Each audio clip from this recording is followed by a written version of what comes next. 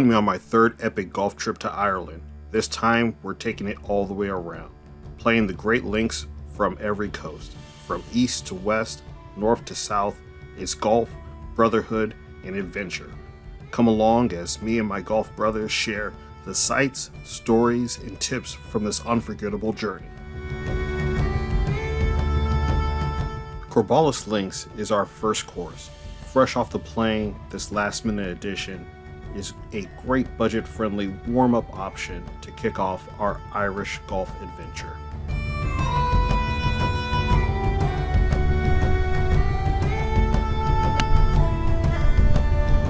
So my first impression of Corballis is that it's a great bargain find, great hidden gem.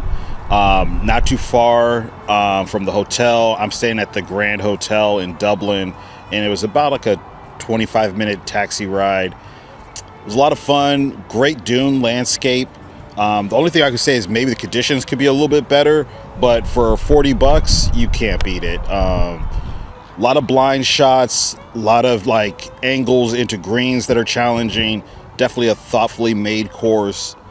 I would say that, you know, for a par 66, I think it only played about 4,500 yards. It's definitely not a pushover. It's really probably one of the tougher tests I've had in my Ireland journeys. But I highly recommend it, especially if you want like a warm-up round or a round of golf before you get on the plane. I think Corballis is a really great addition to any trip. My favorite hole from the course was probably actually the hole that we all kind of disliked the most. But in review, I kind of liked it the most, and that was number 2. A hole where you really have to know the course. It's a blind shot into what you think is going to be a pretty easy landing area, except that if you go beyond that landing area, you're going off of a cliff, and you don't know that it's a cliff there. We all hit the landing area, and such as Links golf, we bounced forward and went over the cliff, and there was some frustration because we just could not understand that was happening. But in further review, especially if you're playing it multiple times, it's just a great setup hole.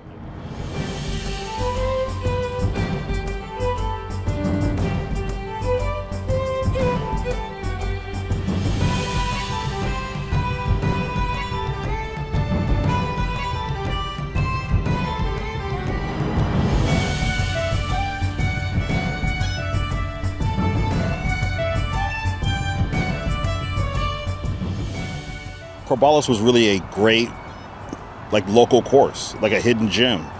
I wanted to add something to this trip that has all these top high-level courses, something to warm us up that was good, that was local, that was unique and special, and I feel that Corballis gave us that.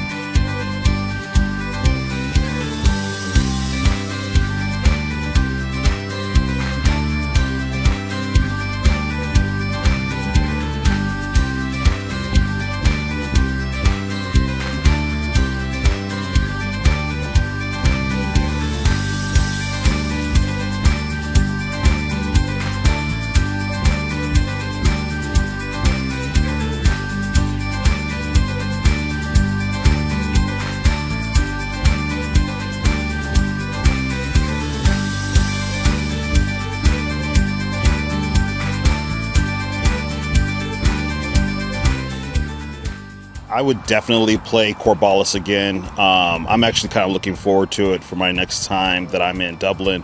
With the knowledge that I have now, I think I'll shoot a better score. And I think it was fun. I mean, I think it might be great to catch it a few days after a rain just so it's not so hard and fast out there. But I really did enjoy it. I think it was a really good introduction track. Is it one of the best courses in Ireland? No, but is a course that I think could be easily added to any itinerary and that you would enjoy it. Definitely. So I give this a pretty high ranking in my book for what I thought it would be. It definitely matched my expectations.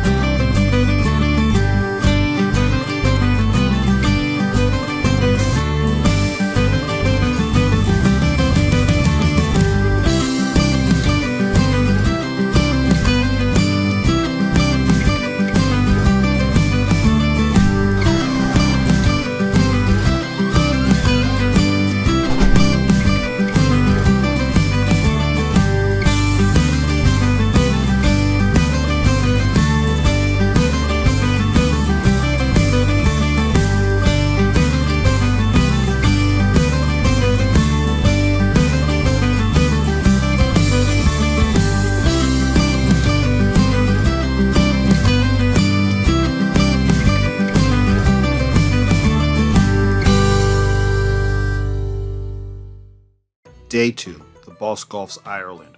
Our journey around the entirety of Ireland begins at the Island Golf Club, only a few minutes from the airport.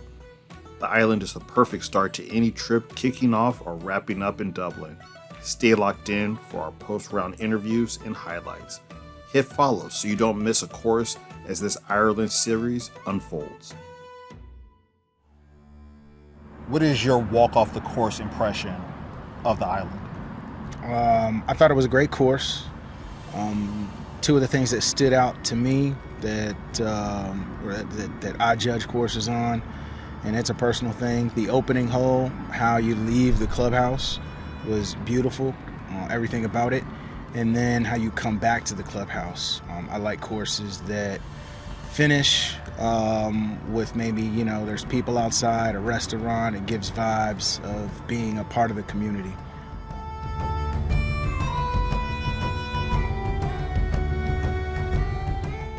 So yeah, my walk-off experience, I will reiterate what you said. It was definitely hard but fair. Shout out to A-Ball, MJG. I did enjoy walking the course. The greens were faster than expected, but adjustable once you played a little bit. So I liked it. It was great first start, for sure. I think it's going to get better from here.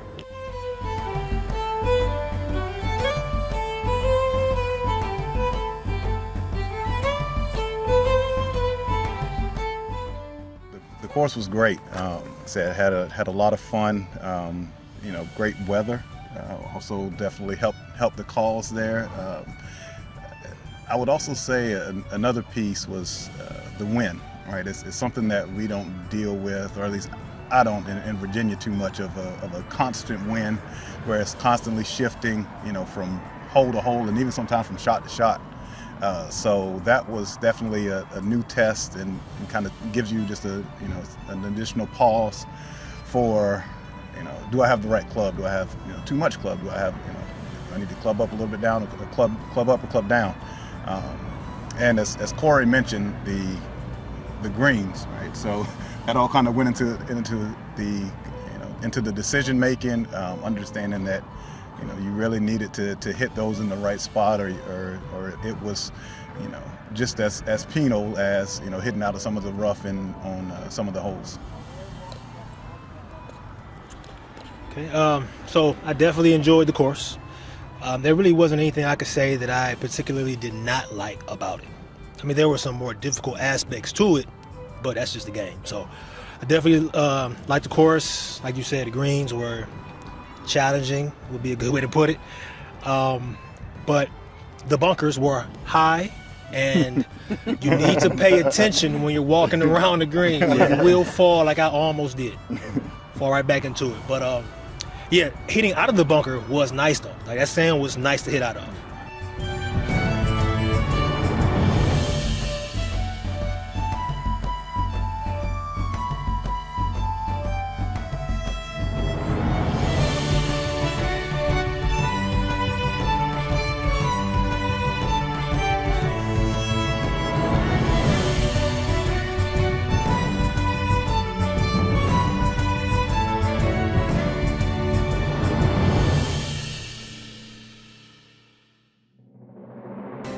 I'm gonna start with, did I like the course? Yes, absolutely. And as far as why I like the course, it was just well put together. I don't get this in the United States of America. And as far as what stood out between the greens, bunkers, fairways, so on and so forth, I thought early on it was very clear the greens were going to be a stiff test, and it wasn't just the speed. They were just super firm. That's not something we have in the U.S. that we have access to on a daily basis, right? So bouncing balls up, you needed your ball to either land in front of the green or right there, at the earliest piece of the green. But if you landed your ball in front of the green, you were in a good space. But if you landed on the green, you're gonna be on the back. Unless you had some serious spin. Those things were like bouncing off of wood tables.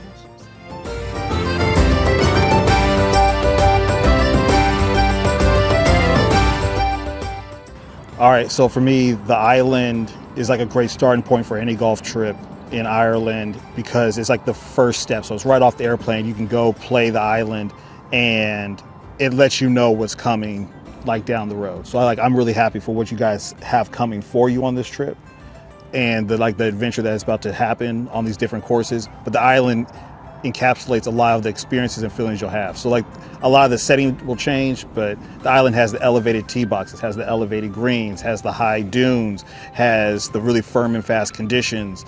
For me, you have to really learn, if I want the ball to land, I may need to land it in the fairway and let it bounce up onto the green. Because if I hit the fairway, the green in any way, it can be off. I also love how the course is completely rippled. So you can catch a tough break where the ball hits the green and it slightly rolls off, but then it's on a roller coaster down inside to the fairway. And now you're next to not a penalty area, but more like tall grass. And you're that shot wasn't that bad, but it really makes you engage with the concept of each shot after each shot, you move on to the next shot, and there's all new challenges for every time. There's no I just kept hitting the ball in perfect conditions. You're I hit a great shot, but maybe I wasn't rewarded. I hit a bad shot, and maybe I broke in a great way. That's kind of how life is, and that's also kind of something the golf game gives us. So I really enjoyed it. This is our first round. We have 8 or 9 more, so let's keep this adventure going. All right, now off to the pub.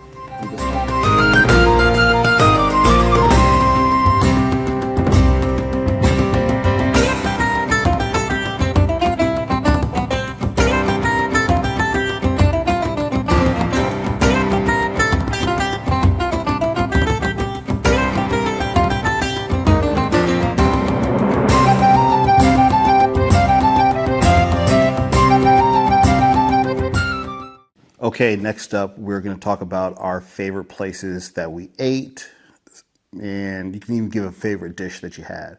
They can be different, whatever works for you. I don't remember the name of the restaurant, but it was the Thai place that we ate. I think it was SIAM Thai. Yeah, it's something like that. But it was very delicious as far as course meals. That was in Dublin, right? That was in Dublin, yep. And then Old Head, their restaurant was probably my favorite. The chowder was really good, and the spicy broccoli. Korean sandwich, the broccoli, very good. They did their thing there. Yeah, I'd agree. The best course food was Old Head for sure. That broccoli was fire. That chicken sandwich was great. Best food outside of the course, we just had a lot of great variety of options. The best food experience I had was at the Sleeve Down. Am I saying that right? Sleeve Don. The Sleeve Down when I tried the beef tartare. I didn't like it, but it was a good experience to check off the list. Yeah, there were a lot of good places that we were able to experience and dine. The Thai place was really good. Scotch Bonnet had surprisingly good pizza. We've heard, kind of hit or miss things about Ireland, but that was really good. As well as when we were in Killarney, the burgers there. That was also a really, really good burger. Once again, I have to figure out the name. Killarney Burger. Yeah. Was that the name of it? Killarney Burger Bar or something like Yeah. that. Yeah. Really good, vibrant, a lot of great people watching that we were able to experience as well. But those were some of my favorites. Also, I don't even eat broccoli like that, and the broccoli at Old Head was that good.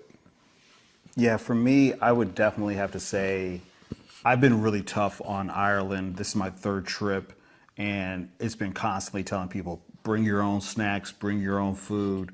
But over the last 5 years, Ireland has really stepped it up on their flavors, their game. The burger at Killarney Burger was probably my favorite individual meal just because I had low expectations and the burgers that we had got better and better. We had like a very American approach to eating food. So we had a lot of burgers and pizzas and sandwiches. And so that was my favorite of that group. I would say the best setting, I would give Sleeve Donard. Eating at that restaurant, that's a 5-star resort. The surroundings, the views out the window, the service, the customer service was really good. They really went above and beyond with us. So I thought that was great. And then definitely Old Head's Clubhouse was, that was the best food. Outside of that, their burger, of course, was really good. That broccoli was outstanding. The customer service was great. They knew how to make a gunner without having to be told, and it was the best gunner that we had. So I really enjoyed that. And then it can't go undersold, and I think we all agree. The best atmosphere was Narin Portnoo for just the warm, welcoming environment. The food was good, the Guinness was strong, but a lot of it is just about how do you feel when you're in that space, and Narin Portnoo was epic. All right, gentlemen, we have County Louth today. We finished the island yesterday. Louth? I thought it was Louth. County Louth. No, he said Louth. They said Louth, but they don't know. Yeah. You want the Irish people to say County Louth. Yeah, they corrected us at the last course. The guy leaving, he said Louth. It may be a tomato thing, even amongst themselves. So, but today we played County Louth. Yesterday we played the island. The adventure continues tomorrow. We're going to play Royal County Down.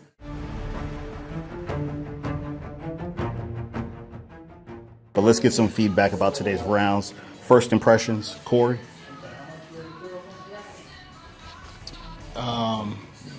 This was a difficult course. Number one, it felt official. It felt definitely like a tournament course. At a point in time, just like I told you, you throw your ball into the wind and it just does what it does. I felt like I was in the wind today as a player, and it just did what it did with my game. But, settled in, have fun. But I really like this course a lot. David, first impressions on the course? Yeah, I would echo those sentiments. It was another one tough. The wind was picked up a lot more than yesterday, and it was even though it's on the same island, it still felt very different than the island that we played yesterday. A lot of tough shots. I don't think quite as many blind shots outside of the ones that they called out. But It's two maybe. yeah, it seems like really blind shots. But it still had a lot that tested you, that played tricks on your eyes, and the fact that the ocean is right there, but they hide it so well with the dunes that you don't even realize that it's there, but it definitely plays a part with the wind. So overall, great, challenging, fair, fun. Had a great time. Daryl, your first impressions? I mean, really just same thing you guys said. I would just say definitely challenging, fun, historic feeling. Like it feels like this is what golf was and is type of thing. So if you ever get a chance, definitely do it, of course. This course, I feel, requires a little bit more strategy. There's a greater chance that you will be punished for errant shots on this course, but I think just like the island, both play very fair. You get what you deserve kind of in this thing. The ball may bounce your way sometimes, it may bounce the other way the other times. So I think overall the experience here is great. I mean, customer service from beginning to end, the vibe and the energy amongst golfers, even out on the course, everybody's very upbeat. It's a very positive feeling environment here. We have that great kind of overcast, windy environment today. And it really, this feels like we're really playing Irish links. And so it was a really great experience.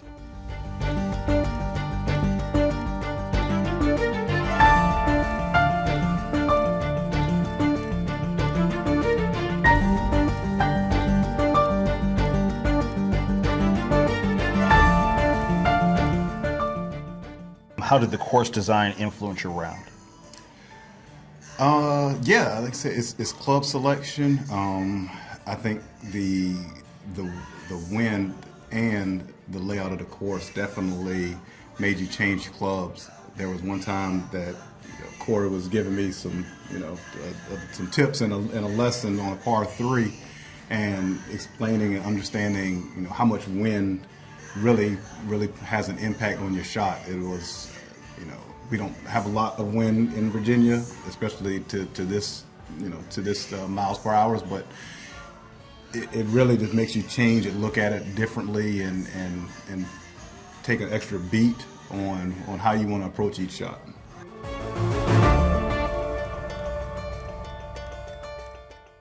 I felt like visually the tall grass didn't look like it was going to hurt as much as it did. But it was clearly there to penalize you, 100%. I thought that while I wasn't in a lot of bunkers, the bunkers were definitely well placed and told you exactly where to hit your shots.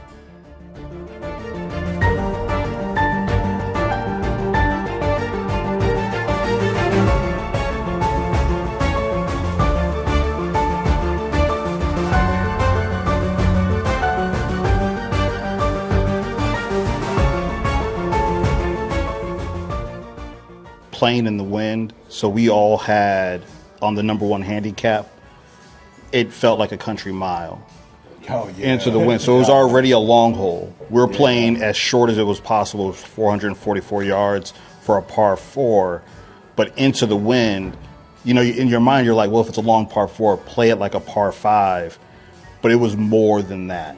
And then if you weren't in the fairway and maximizing it all the way in, it just was overly penalizing. So it's fair because we all, if you're in the fairway and you're advancing it, you may need 3 shots on that par 4 or 4 shots to get it all the way onto the green. And then you got to make something happen.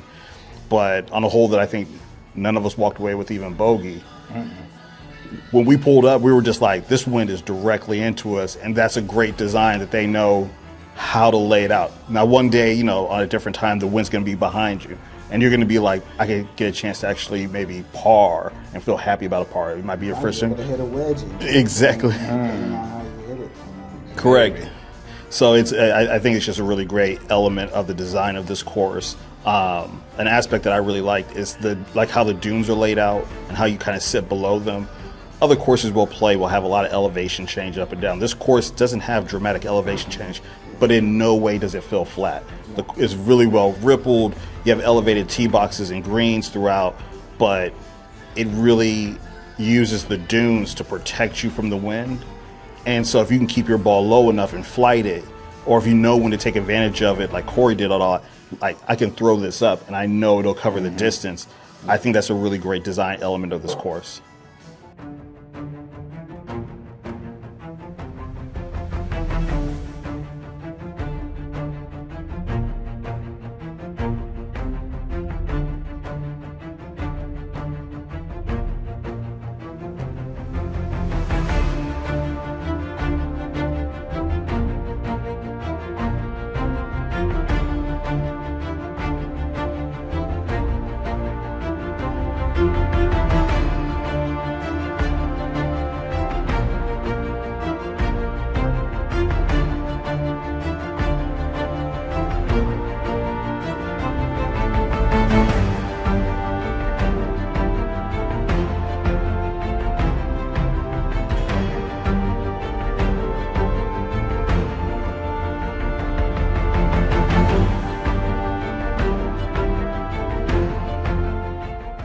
Day 4 brings us to Royal County Down, considered by many to be the best course on earth. Join us as we play this iconic bucket list course. So gentlemen, we just played Royal County Down, widely considered the best golf course in the world. Never has there been a time in the last decade that it's been out of the top 3 golf courses in the world. I want to get your opinion, your feedback, your experience. Did it live up to expectations? Where do you think it fits in your rotation of your golf course experiences? So what is your first impression? First impression, beautiful, the course and the hotel. Prepare yourself for war with the course and with yourself, but it's worth it. Even if you lose, it's still worth going. It's worth it. That's my impression. Yes, the views, the course, the conditions, top notch. It is the toughest course that I've ever played. Not saying I've played a lot. Pinehurst number 2 was up there for me until today.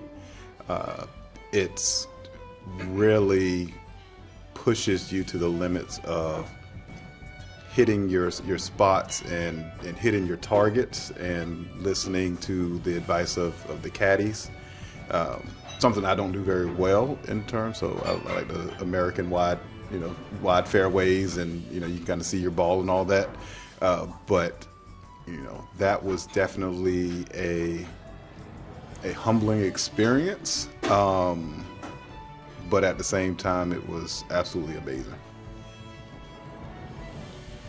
I thought RCD was the most aesthetically pleasing golf course that I've probably ever seen. Just the combination of the views, the looks, and then add in the difficulty off the tee. You don't get a break from tee to green. I think with link style golf, the greens are typically a little bit slower than in the States, which you needed to take advantage of that best you could.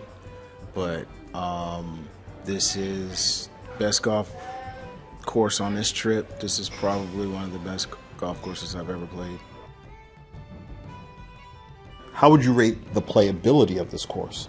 I don't think it was overly difficult. I think this is one of those courses where it was all about strategy and luck, but definitely strategy. I mean, if you have a caddy, or even if you use like an app that shows you what to kind of miss, you really need to lean into that and trust that. And I would say,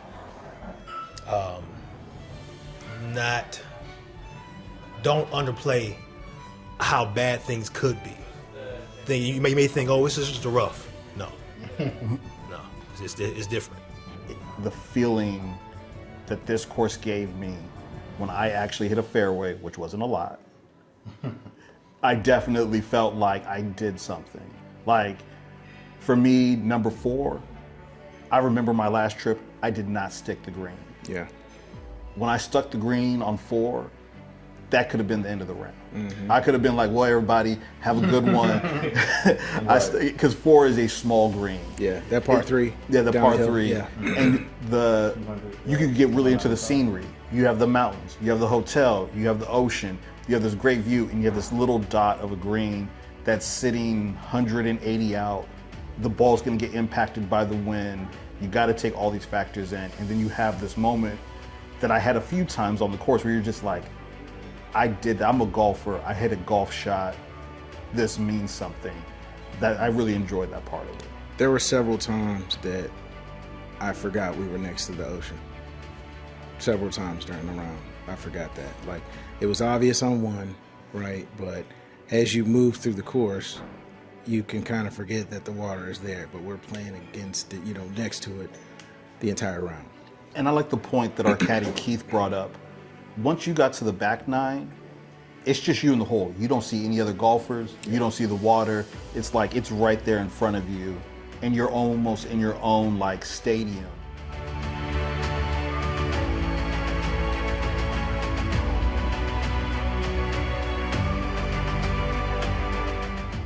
If you hit an errant shot, just drop lateral, re-tee, because this was really gnarly. I think it was a great point.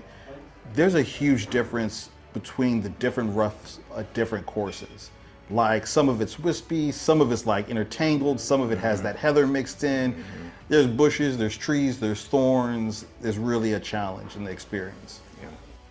If you could play this course again, what strategy changes would you make? This course, if you could flight the ball, and you know, everybody likes to use that term, and I don't believe that most amateurs can do that consistently. The top amateurs can, but us, the pro amateurs who've been at this for a while, I don't believe a lot of us really know how to flight the ball. And this is a place where keeping that ball low suits, you know, I think you can tear this course up, right? And I know people, you know, play it. Our caddy was one of those guys who could really play, and I guarantee he hits a low ball. That's the biggest thing I would have probably changed. I wouldn't have modified my personal strategy with hitting a lot of 3-wood. I thought the 3-wood was more penetrating than a driver, so that's my opinion. To echo what Corey said, I probably would have switched to the 3-wood a lot sooner. For me personally, right now, driver is, you know, I have too big of a dispersion to play RCD, especially with the tight fairways that they have. And like I said, just the amount of, you know, not sure where your ball's going to land, just due to the amount of, the positioning and where the tee boxes are located. So probably dropping down to hit something that I can control a little bit more. I think even with that, and also depending on what the wind is, you know, probably don't be afraid to move up a tee box. I think especially if the wind is really howling, and understanding that, all right, hey, I can only hit my 3-wood, and you probably need to move up a tee box. So, you know, I think it was fair where we played today, due to the limited wind. But I think if it was at that 30, 40, like, go ahead and move me up. Yeah, so far I like that. Like, so far everything's been hard but fair. It hasn't been anything pretty ridiculous. I would say strategy-wise changing, I would say smarter club choice, just because errant shots hurt you a lot more at RCD. And then if you are like me, used to using like apps like 18 Birdies or something that would, even using like the back of the car that has the map. For some reason, RCD didn't have a map to show the bunkers. So then you're relying on the caddy, what you can maybe see. And with everything else, like you said, all the scenery, it can just be a lot to kind of take in. So I would say those two, better club choice, and if you have access to it, some sort of mapping system so you kind of know where you're hitting. Yeah, for me, I would strategically, I felt like I was pulling driver too much, hoping that like I would catch a rhythm, and I didn't catch that rhythm. And I will say the fairways are generous in size. The problem is you could only hit a certain part of the fairway. So while you can see a lot of fairway, you got to be on the left side of it. You got to be on the right side of it. So it's really a very small target that you have for it. And I didn't appreciate that. I was just kind of like, well, if you say it's on that side, it's fine. It's like, well, yeah, it's got to be on that side. And if you don't commit to being on the lighter green side of a fairway or the darker green side of a fairway, the penalty, even if you catch the edge of the opposite side, is almost like a full stroke. And so it's really easy to kind of like, well, I see the fairway, I can get it. But they're like, yeah, but you have to be over there. You got to be right of the stick. And if you're not right of the stick, they're just kind of like, yeah, we can find it, but you may not want to play it. Most of the time, we can find it. When they're like, me on top of the mountain, don't go there. Yes, exactly. You don't realize that until you cross that threshold, or you cross over, like, oh, now I see why you said don't aim over there. When you go out of position at RCD, like, you are penalized tenfold.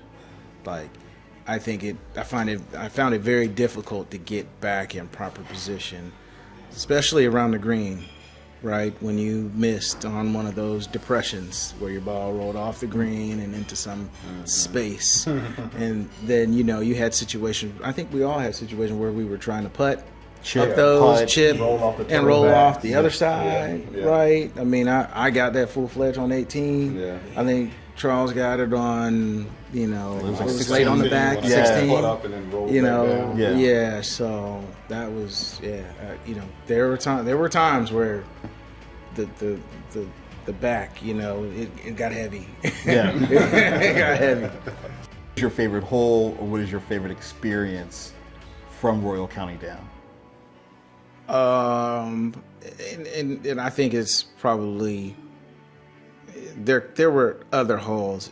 I liked it the most, but I think 16, which was a drivable par 4. It's the one that goes down and around a little bit. Yeah. I think I landed in a pot bunker, which wasn't a big deal. I was able to show my caddy Abby how we do it in the States with the pitch and wedge bunker blast. And real quick shout out to Abby and Keith. Great caddies. Top notch. Highly recommend if you get an opportunity to play Top with them. notch, yeah. Abby and Keith for sure. But I was able to show her the pitch and wedge bunker blast. She was like, I didn't even know that was a thing. I'm like, when you get in bad positions like me and you got an 80-yard bunker shot, I'll open up a 7-iron and blast it to the green, right? And down try to, bad. yeah.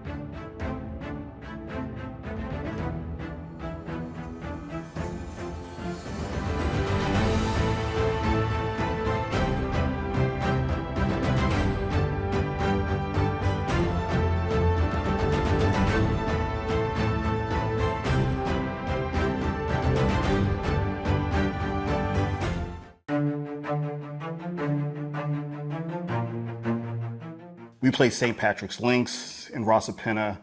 Fabulous Tom Doak design, only about 4 or 5 years old. It is outstanding, a great experience. What are your thoughts about St. Patrick?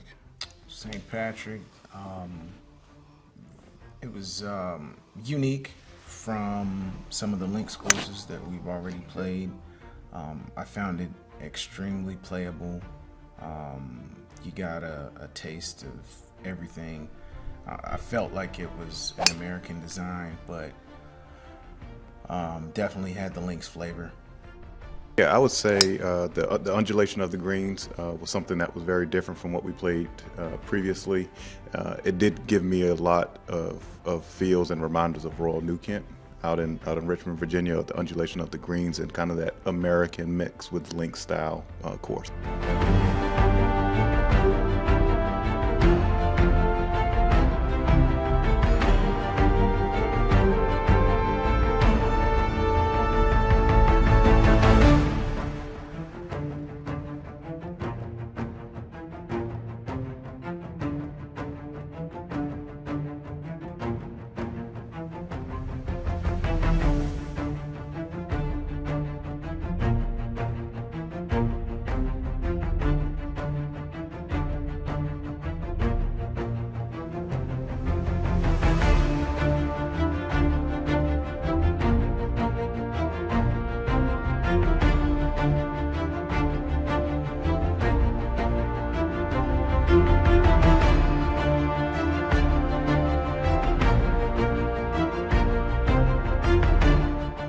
My favorite hole from that one was 14. That was the one where you kind of go out straight towards the bay and you hit that kind of like 45-degree angle to the green that was on the other side of the mound. I thought that was great. It was like a great reveal from the tee box. can see the waves crashing, you can see people riding horses on the beach. Really a great experience.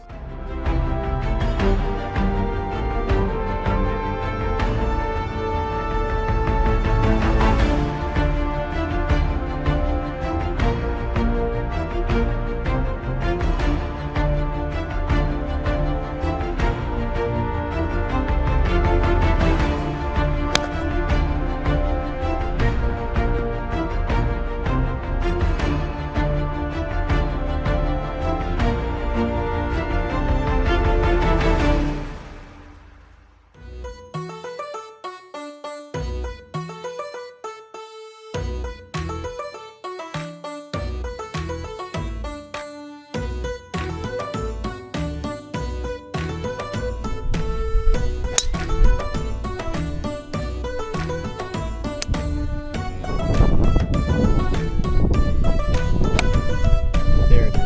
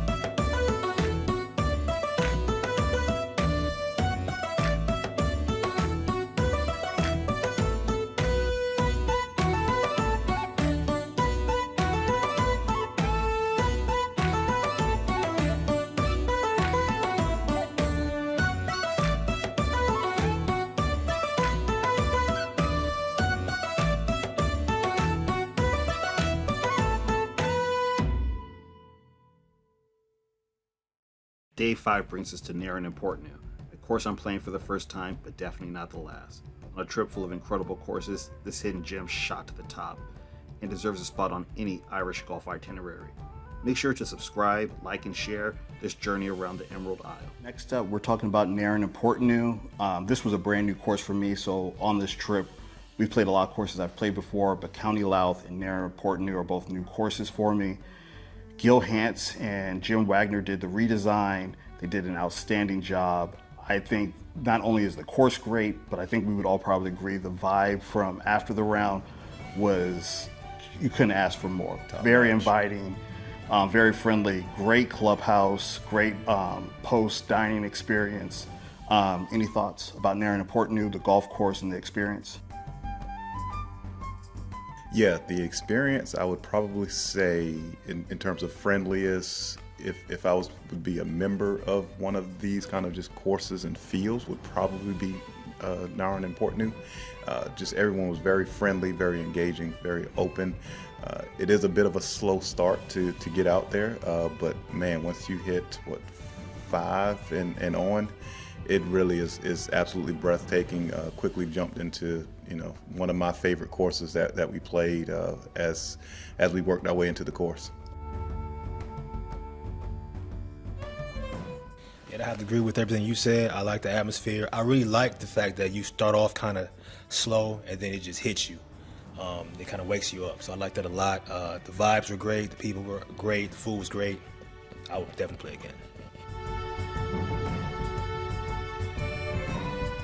Similar to David's point, after about hole 4, the course escalated quickly. I really enjoyed the views, the combination of ruggedness, mixed with the just carved completely naturally out of a piece of land, very narrow fairways, fast and firm. I enjoyed the course, everything about it.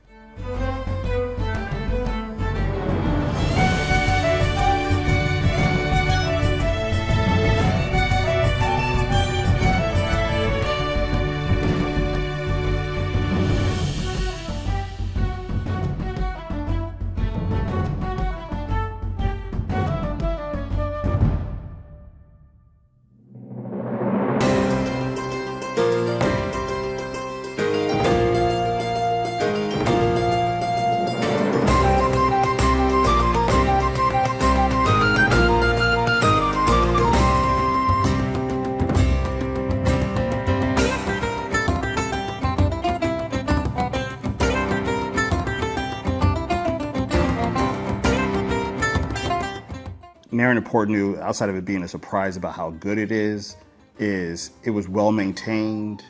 It was the staff was friendly, the people were friendly. My favorite hole was number 7. That was the one where you kind of hit a straight drive and you can't see the green because it's tucked behind a hill with a bunker on it, sitting on the water.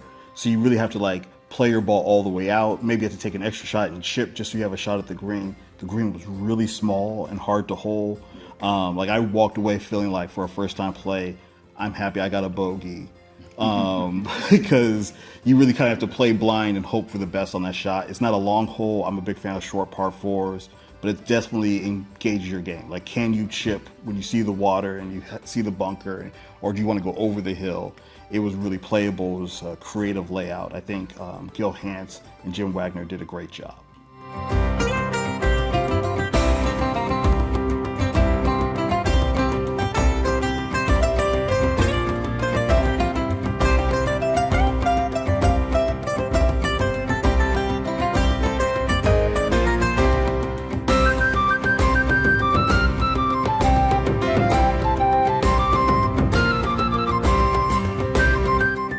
And it was a slow start, but like, it's one of those things, you got to get out to the dunes. You got to get out to the water from somewhere. So it wasn't necessarily that they were bad holes. It's just that you were kind of playing the course where you're like, nah. And then just 5 and on, it turns on and you're just like, great hole, great hole, great hole. And you're really engaged and they're challenging. Like you actually play it strategically. So I really enjoyed that.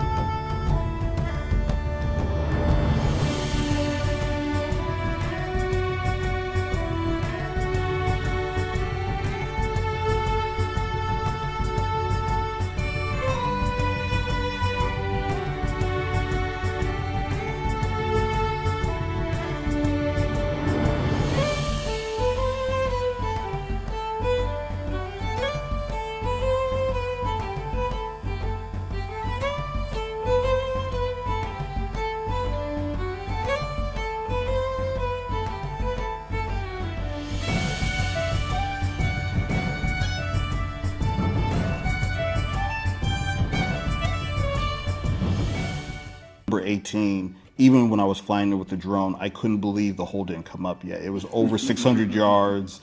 It was challenging. It was, there is no concept of a 2-shot, get on the green, par 5 on that one, but it was spectacular.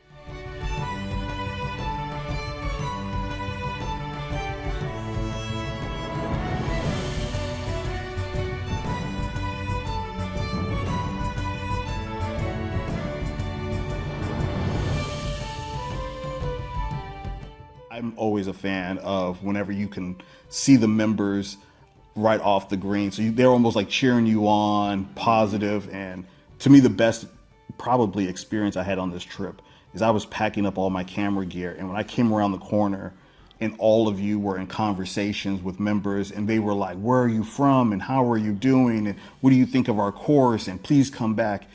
That's an experience that you don't get everywhere. That the smaller clubs that sometimes get overlooked, you're missing a real community fun experience. The course is really not second to none on anything, but that experience and that welcoming environment is great. And the food was really good there too.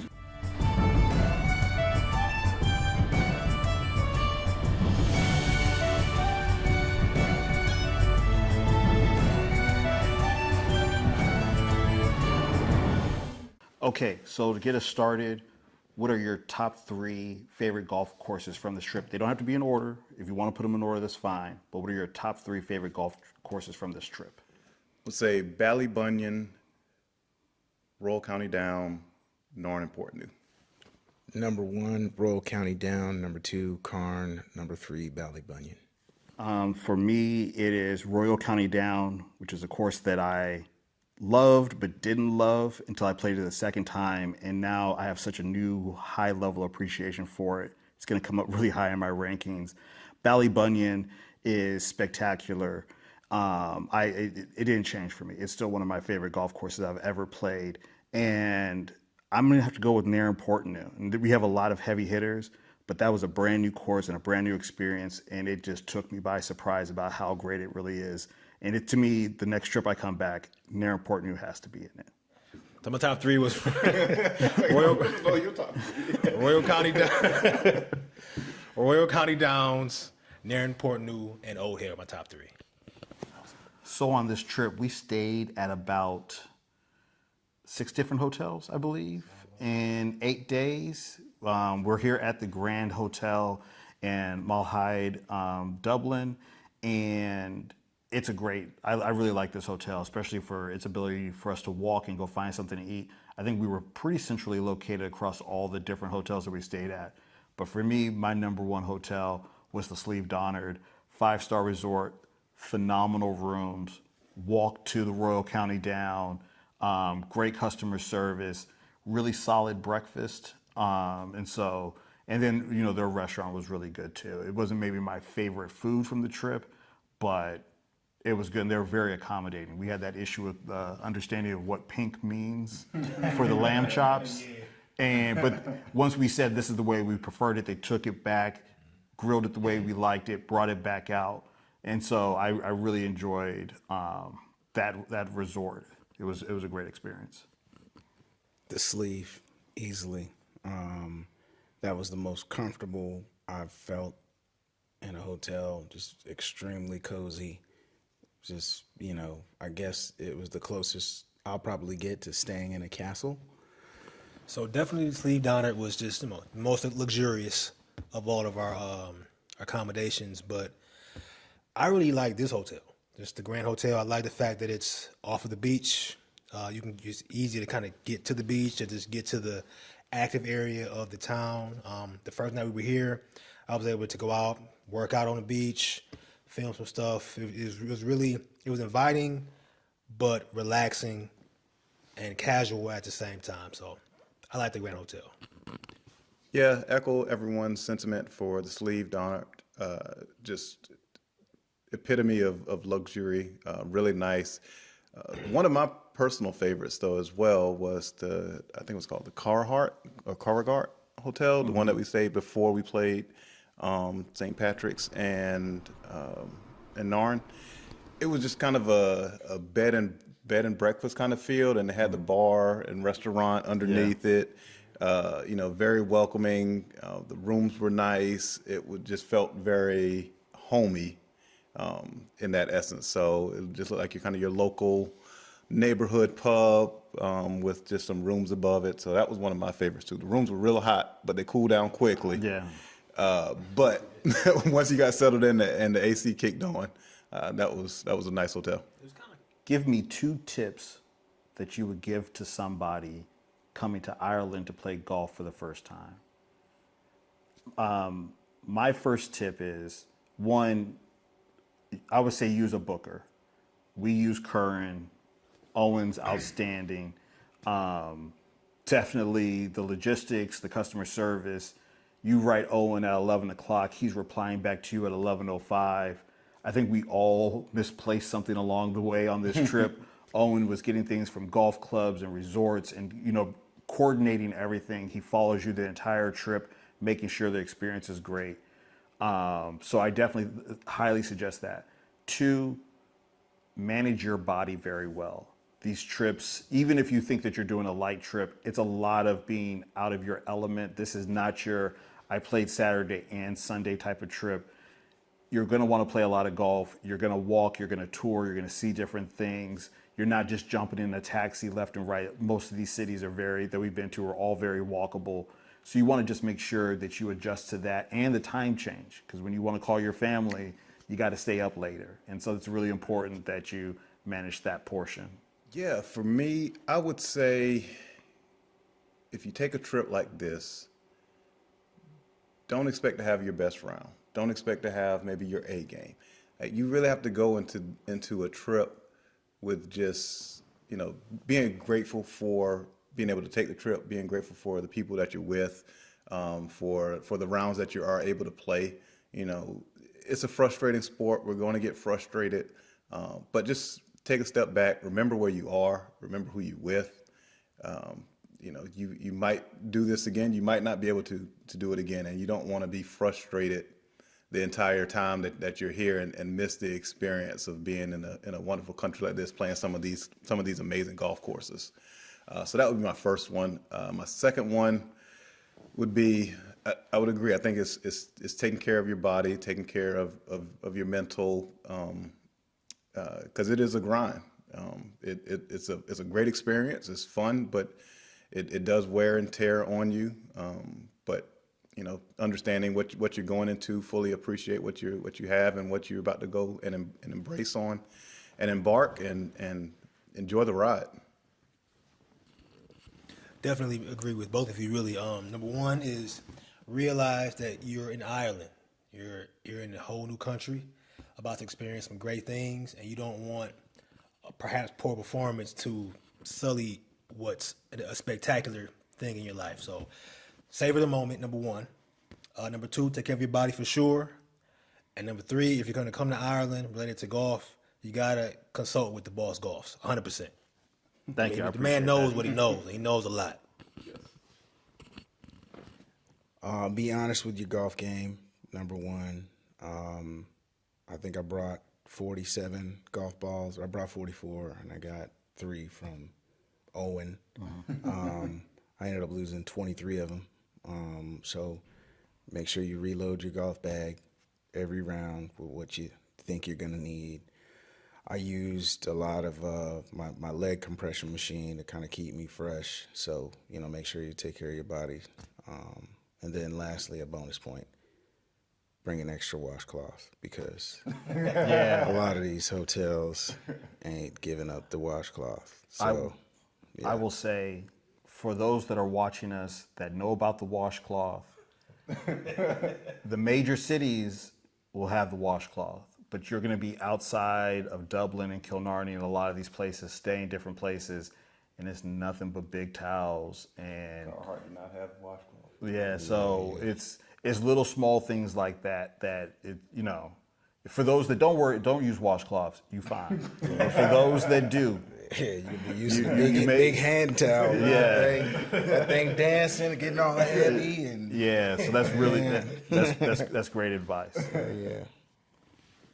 Day 6 brings us to Enniscrone Golf Club, one of the best golf courses in Ireland and part of the best 36-hole day of golf you'll ever experience.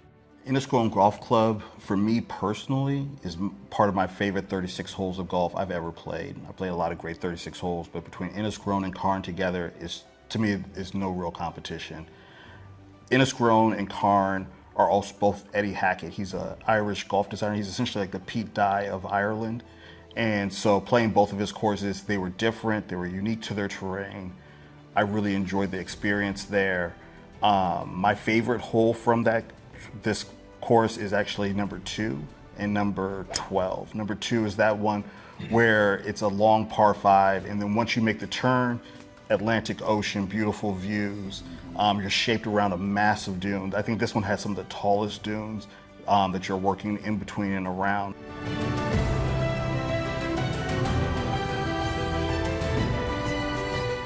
I found Enniscrone to be a particularly difficult golf course. The holes, the turns, the dunes, just the overall design is, I don't know how they did it. It was actually pretty amazing to create a golf course out of that terrain. There are some more straightforward holes, but I think after you make the turn, they start to get really wild. I mean, they start off, with number 2, and there's some other holes on the front 9, but the back 9 was, that was outrageous in some spots, like ridiculously, like dramatic turns and some blind shots. But it was a fun course, and I found that it was probably one of the more refined links courses. It's still rugged, but it looked manicured.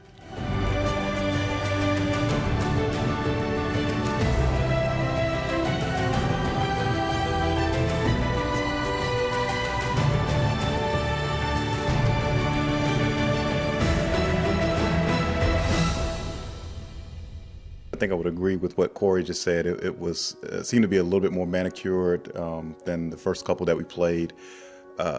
Also, another course that really penalizes you for missing your spots. That was another one that was it punishes you, as Corey said. Like it's hard, it's difficult, and if you don't put it in the right spots, then it's going to show its teeth. So there are a couple of holes that are pretty straightforward, but you miss your spot, it's going to hurt. Number 12 was that one that's short, where you can only really go about 200 to 220 yards out. Then it's a right turn left to a green, and if you come up short, then you have a blind shot into a green that you can't see, that has a huge drop off. So there's a lot of challenge and nuance in these designs. There's some similarities to them, but I really liked Enniscrone. It's one of my favorite golf courses in Ireland. Number 13, that was that short downhill par 4. It was right after the hole 12, where you're kind of making that downhill, that turn, but coming downhill and trying to gauge your shot and where you want to land it, and the ball cascades down and banking it in. So you can almost say, like, I'm going to go for the green, but are you willing to take the penalty if you miss left or right? Or are you going to try to run it down by saying, maybe I'll hit a 200-yard shot and maybe I'll hope it'll bounce down, but I don't want to have a downhill lie into an already descending green. So I think there was a lot of creativity in the design at Enniscrone. Once again, if it was a positive environment after we left the round. I think you guys were at the bar when we were still waiting for the transition from one place to the other. Membership was friendly. A lot of other Americans were there when they're going to a part of Ireland most Americans don't go to. So it's really a warm reception. If you're playing Carne, if you're playing Enniscrone, you are playing a golf courses that a lot of fair weather travelers don't go to, because these are out of that kind of easy golf trip experience. But I think we all walked away saying it was totally worth having as a part of our golf trip.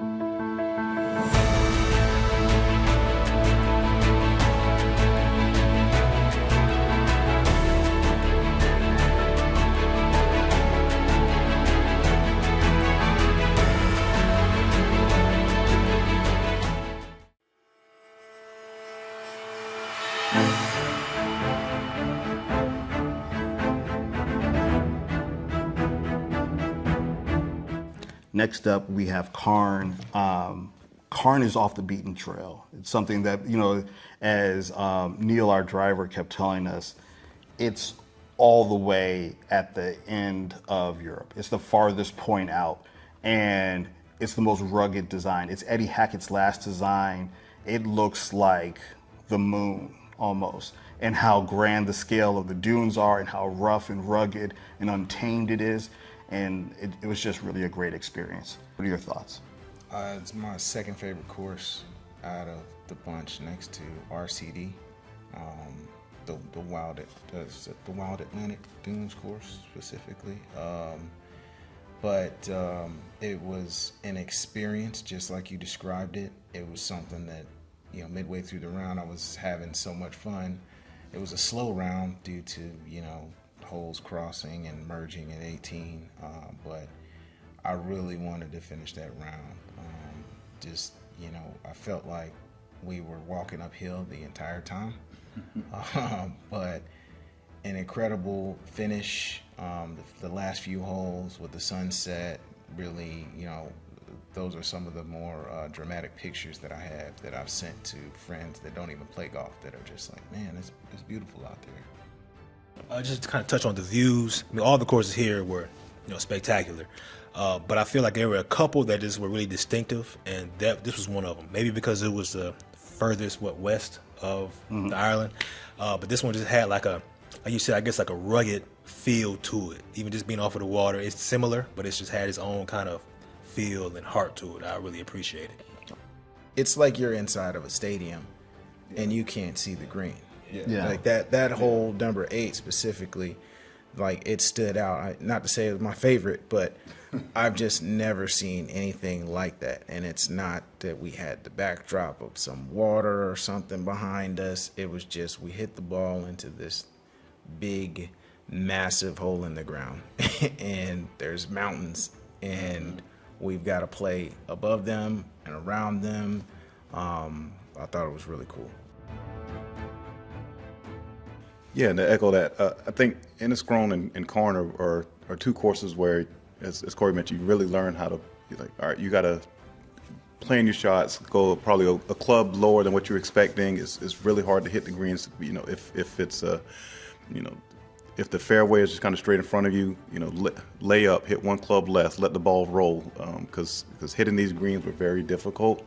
But yeah, the views were amazing. There were a couple of times when you see, you know, your playing partners and they're on the side of a hill and it feels like a mountain when you go back and look at it. You're like, you know, having some of these holes where they're kind of built into almost like caverns, it feels like, and you're playing in there. It's really cool experience, really cool vibe. I know 18 was one of those where it just kind of sunk in, and also the view at the end, looking back at 18 with the sunset was absolutely amazing. One of the holes that I think might have been one of your favorite holes, because I definitely know that you parred it, was the long, number 10, the long par 3, where you have to cover seriously the largest chasm possible on a long par 3 shot.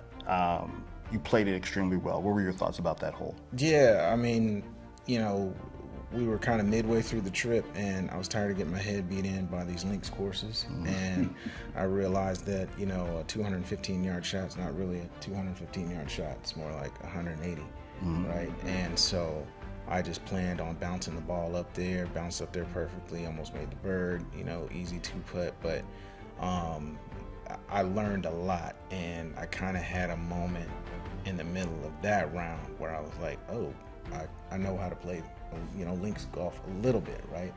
Now, the wind and the rain wasn't there, right? But, you know, the firm, fast conditions, you know, I felt I gained a better understanding and a better respect for it.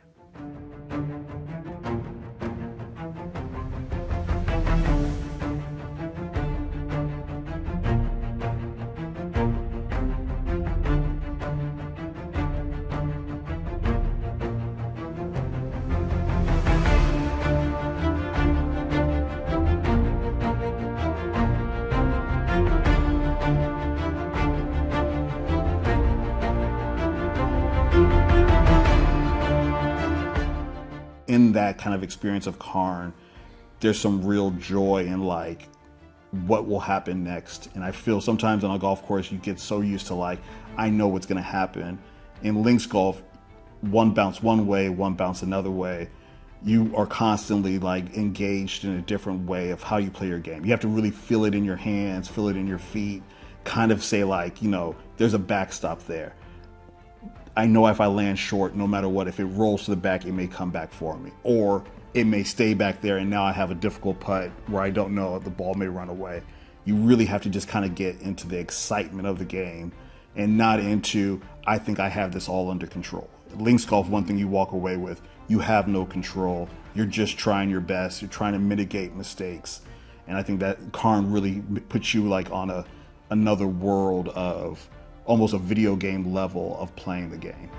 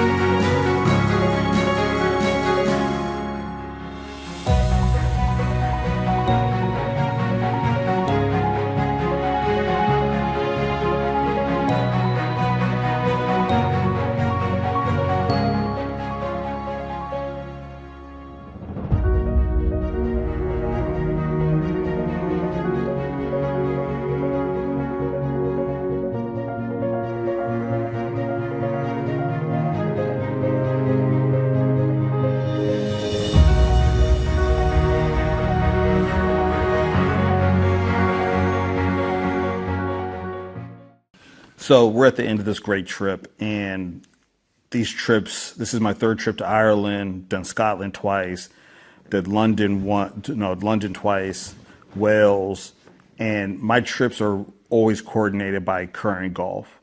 And they organize this trip, and they make it so seamless.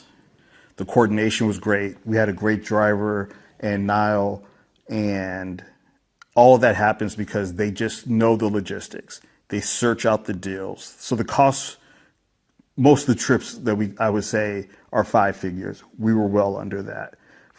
We had more golf. We had a harder trip to coordinate. But when I gave him the list of courses I wanted to play and the date range that I wanted to stay within, next thing you know, the trip is built, and he's just with you every step of the way. And when you have questions or queries about what's going on or what's happening, he's there the entire way through the process, and it's really a great appreciation. So I definitely give my fullest and highest recommendation, more so than even the golf, that the first step is reaching out to Current Golf. I also want to make sure people understand I am not paid, I am not sponsored. This is just how I feel, and I think it's going to put you in the best position going forward for your Ireland or British Isles golf trip. Does anybody else have any feedback about their current experience? I lost my GPS midway through our trip, and their team, well, his team, retrieved it and got it back, saved me some money. I was extremely appreciative of that. I think, Charles, you left something behind too. Everything, for the most part, was seamless. And I felt like everybody, all of the touch points, including the hotels, were just top notch. They went out of their way to make sure that we had breakfast in the morning. Even when we were leaving at 5 a.m., they had something set up for us. So it was a first-rate trip. with Curran. Definitely enjoyed it. Completely agree. With a trip like this, even if you don't go as big as we went, I think it's really important to make sure everything is in order, just so you can have the best trip that you could have. And my first experience, I don't have anything bad to say about Curran. All good things. I think without Curran Golf, it would not have been the same trip. It will likely have been less of a trip. So I appreciate what they gave to us. Yes, agree all around. The communication, the constant communication. Whenever you had questions, concerns, Curran Golf was there to answer them in relatively quick fashion. Almost before you could finish the email, he already had a response back to what questions you were going to have. So they were very prompt, very responsive. They just have a personalized touch to what they do and what they offer, and they really do believe in going above and beyond. And there were some things throughout the trips, almost like Easter eggs in a movie where it's like, oh man, I didn't know that Curran Golf would have done that, or I didn't know that they would provide that. And they really take that extra measure to make sure that, except that the trip was amazing and that you have these little things that you're going to remember them by. So 100% recommend. We'll be using them again for any and every future golf trip that I would book by myself, or definitely with these group of guys. Day 7 of our golf trip around the perimeter of Ireland brings us to Ballybunion, a truly iconic golf course, an absolute must-play. Ballybunion was my favorite course that we played, and it was for the playability, where it was not as penal or taxing for missing a bad shot. You still had an opportunity to find the ball, which was nice. Which was, compared to Royal County Down, which is, I think probably the best golf course, but you really have to be on your game for that one. This one is, if you're slightly off, or if you miss hit, or if you get a little squirrely off the tee box, you'll be okay. And have a chance to recover.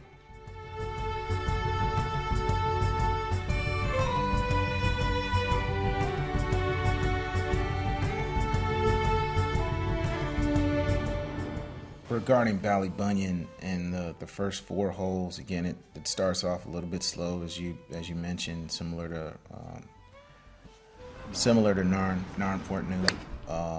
However, those are really good holes. And one of the things that every time you looked at a green, you got something different. Whether it's, you're on top of a dune with, wild grass, or, the ocean behind you. I took a number of pictures of just flags and how differently they looked on every single hole.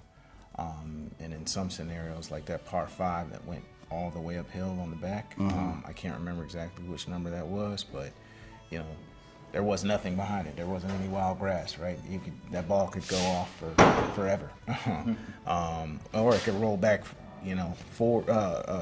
towards you forever. But extremely dramatic views, even more dramatic than RCD, but probably a little less refined, but more playable.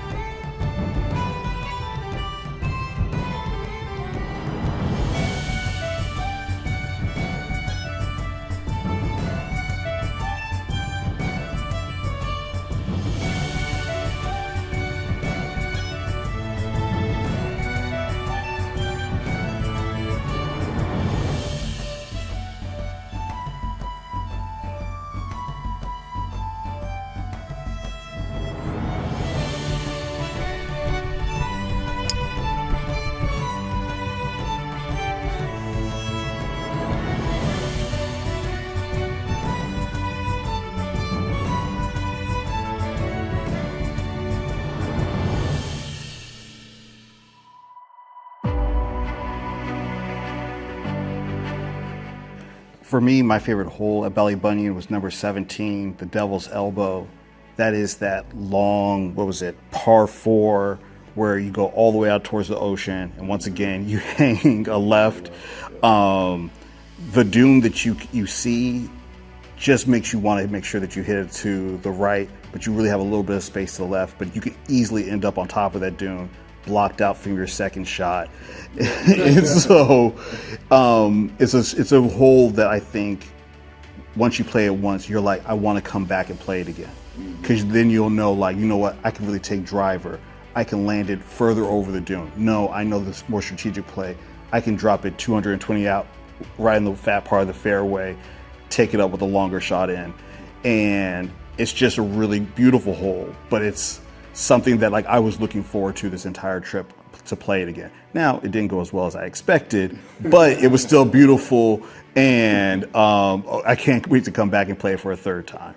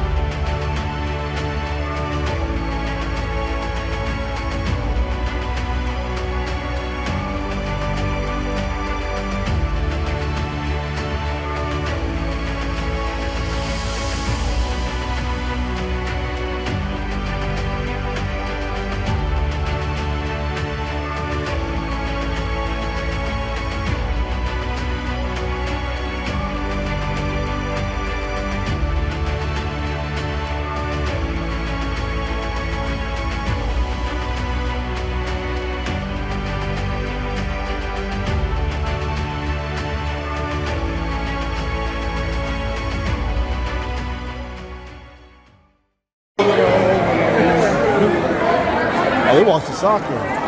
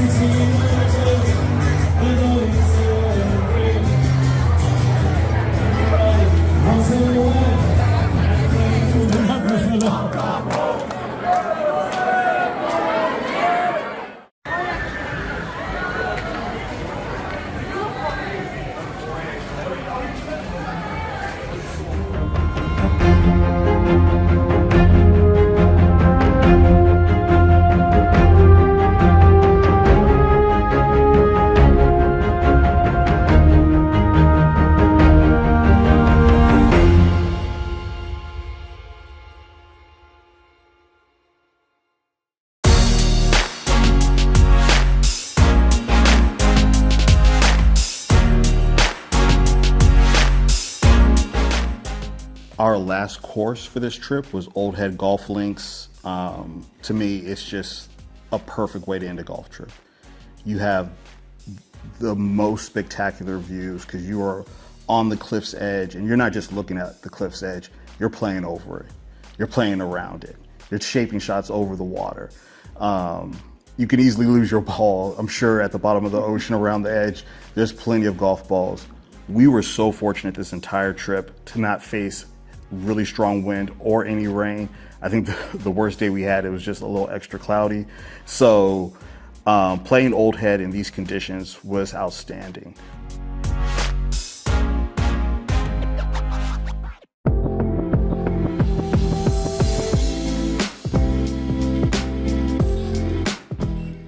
What are your thoughts on Old Head? The most dramatic views and tee shots that we probably faced. I found myself feeling like I was missing out, not having my cell phone out on almost every single hole. It definitely did not exactly play like a link style course. Probably had the greens were on a softer side. different type of grass. It was not the same kind of bump it up there and let it run out type of situation. The greens were still firm, but definitely the fastest that we played, and didn't feel like the Links traditional, style. But the footage I have is just incredible, and I was really happy I got to be a part of that experience.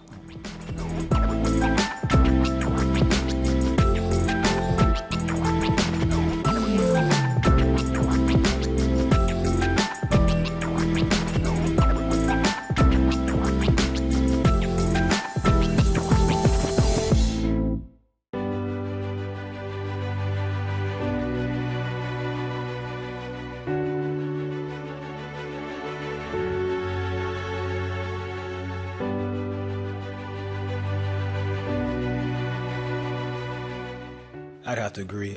Just the most dramatic views. There are times where you're out there playing golf and you're enjoying it, you're loving it, but you really just want to take it all in at all times. Even when you're ready to hit, sometimes you just kind of catch something and you have to pause because the cliff just catches your eye, or whatever it is just kind of catches you. So that was just beautiful. I agree that it was not as links as we all expected like the other courses were, but I like the fact that it was our last course.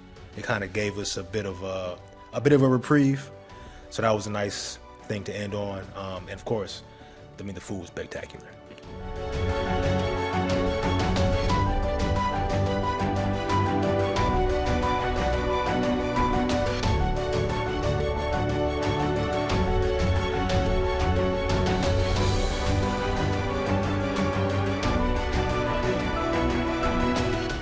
Yes, definitely the most dramatic views of any of the courses that we played. You can go watch videos, look at pictures, hear people talk about it. You have to see this for yourself. Like, it is the most spectacular views I think that I've ever seen in my life, especially on a golf course. And as I said, you're trying to take it all in while playing golf. I joke with a lot of people. I did not play well during the round. It's like I was just walking around taking pictures, and I happened to be hitting a golf ball at the same time.